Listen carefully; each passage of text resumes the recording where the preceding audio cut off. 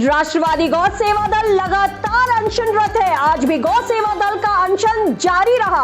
आपको बता दें कि पूरा मामला नरैनी नगर पंचायत से जुड़ा हुआ है, जहां के अधिशासी अधिकारी और एसडीएम की मिली भगत से करीब 200 से ज्यादा गायों को मध्य प्रदेश के जंगल में छोड़ दिया गया था, जिसमें 20 गायों को जिंदा दफना दिया गया था। जिसके बाद से ही लगातार राष्ट्रवादी गौ सेवा दल अनशन कर एसडीएम और अधिशासी अधिकारी के बर्खास्तगी की मांग कर रहा है। आइए दिखाते हैं आपको हमारे संवाददाता राम जी से क्या कुछ कहा राजेश राष्ट्रवादी ने।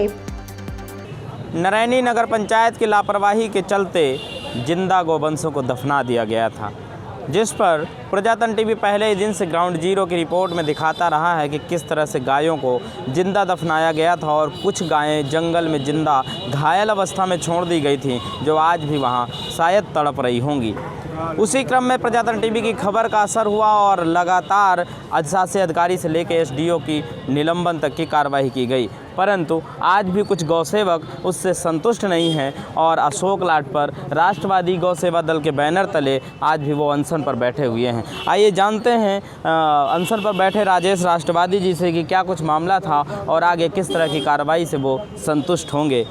राजेश जी, क्या मामला था पूरा और कैसी कार्रवाई चाहते हैं? देखिए, ये मामला सर्वविदित है। सभी समाचार पत्रों ने बहुत ही प्रमुखतापूर्वक इसको छापा है और घटना ये थी कि नरैनी विधानसभा के जितना भी शासन प्रशासन है उसने क्रूरता और निर्दयता की सभी हदें पार करते हुए करीब 150 से 200 गायों को, जीवित गायों को ट्रकों में भूसा की तरह भर लेकर के और कालिंजर में जीवित गायों को दफनाया गया है। मैं कहना चाहता हूं कि शायद ही मुगलों के शासन में भी इतनी क्रूरतापूर्वक, इतनी निर्दयतापूर्वक घटना नहीं हुई होगी।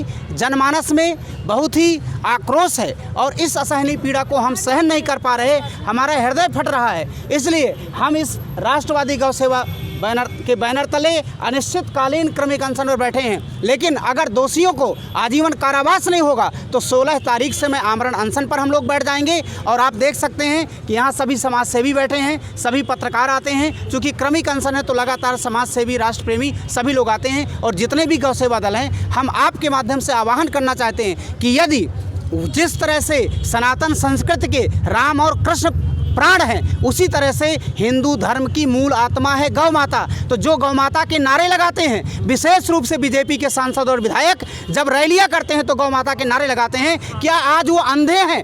क्या उनको जो है, क्या उन्होंने भोजन अपना बदल दिया है? गौ माता की इस असहनीय पीड़ा में वो किस गुफा में घुसे हैं? और सबसे ज़्यादा जब तक योगी आदित्यनाथ जी इसको संज्ञान नहीं लेंगे और एसडीएम और डीएम को सस्पेंड नहीं करेंगे, तब तक हम यहाँ अनशन पर बैठे रहेंगे। बस हम यही लिए बैठे हैं। एसडीएम साहब को और मतलब है निलंबित करने से क्या, जो गायें दफन कर गई हैं, जीवित गायें तड़प रही हैं, हम लोग मौके पर गए हैं, वहां आप जैसे सभी पत्रकार थे। गाय को जिस तरह से जीवित गाय को किया गया है, मैं तो कह रहा हूं उन अधिकारियों को वैसे ही जीवित दफन किया जाए, तब इस तरह से दोबारा कभी पुनरावृत्ति नहीं होगी। और ये जो आदमी वहां जाएगा 3-4 दिन तक खाना नहीं खाएगा। हमारा दिमाग, हमारा चित्त इस तरह से विचलित हो चुका है। और सरकार, और देखिए योगी और मोदी जी जिस तरह से रैलियां कर रहे हैं, इसका मतलब निश्चित रूप से ये भी बेरहम और कसाई हैं। अगर बेरहम और कसाई नहीं होते तो गाय का इतना बड़ा घटना हुई है, आज देश में रैलियां कैसे चल रही? सभी पक्ष और विपक्ष के जितनी भी पार्टियां हैं, सभी लोग इस कर रहे हैं। और अगर गाय को अगर वास्तव में माँ कहते हैं तो गाय को उसी तरह से, जिस तरह से न्याय मिलना चाहिए, जिस तरह से अगर किसी व्यक्ति की माँ को दफन किया जाता है।